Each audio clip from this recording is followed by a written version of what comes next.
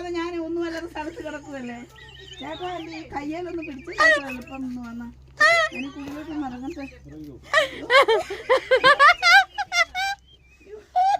ചേട്ടാ വിട്ടേക്കല്ലേ.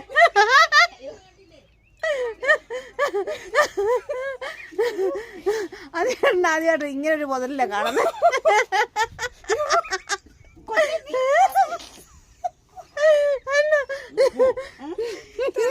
പകുതി ഇറങ്ങി ഒറ്റ തൊഴി കൊടുക്കണോ പറയുന്നു. ഒറ്റ തൊഴി കൊടുക്ക അയാൾ കപ്പിക്ക.